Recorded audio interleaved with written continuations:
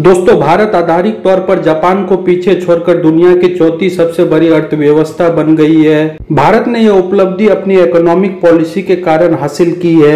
IMF के अप्रैल 2025 के world economic outlook report के अनुसार भारत की नॉमिनल जीडीपी $4.187 ट्रिलियन तक पहुंच गई है, जो जापान की अनुमानित जीडीपी $4.186 ट्रिलियन से थोड़ा ज्यादा है। भारत की यह उपलब्धि मजबूत घरेलू मांग, अनुकूल जनसंख्या रुझानों और नीतिगत सुधारों के कारण है। भारत की अर्थव्यवस्था 6 से 7% के एनुअल ग्रोथ रेट बनाए हुए है, जबकि जापान की अर्थव्यवस्था को ग्लोबल ट्रेंड टेंशन और पॉलिसी चेंज के कारण नुकसान हुआ है। आईएमएफ के अनुसार यदि भारत की वर्तमान वृद्धि दर बनी रहती है तो 2028 तक भारत जर्मनी को पीछे छोड़कर दुनिया की तीसरी सबसे बड़ी अर्थव्यवस्था बन सकता है। इकोनॉमी की हेल्थ को ट्रैक करने के लिए जीडीपी का इस्तेमाल होते हैं। यह देश के भीतर एक तय समय पर बनाए गए सभी गुड्स और सर्विस की वैल्यू को दिखाती है।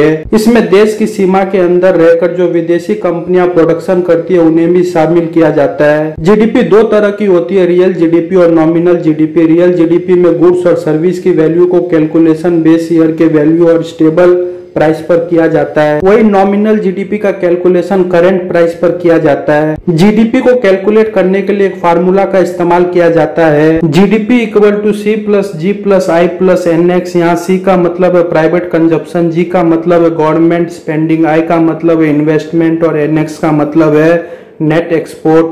जीडीपी को घटाने या बढ़ाने के लिए 4 इंपॉर्टेंट इंजन होते हैं। पहला है आप और हम, आप जितना खर्चा करते हो हमारी इकोनॉमी में योगदान देता है। दूसरा है प्राइवेट सेक्टर के बिजनेस ग्रोथ, यह जीडीपी में 32% योगदान देता है। तीसरा है सरकारी खर्चा, इसका मतलब है गुड और सर्विस प्रोड्यूस करने में सरकार कितना खर्च कर रही है, इसका जीडीपी में 11% योगदान है। और चौथा है नेट डिमांड। इसके लिए भारत के कुल एक्सपोर्ट को कुल इंपोर्ट से घटाया जाता है, क्योंकि भारत में एक्सपोर्ट के मुकाबले इंपोर्ट ज्यादा है, इसलिए इसका इन्फेक्ट जीपीडी पर नेगेटिव ही पड़ता है।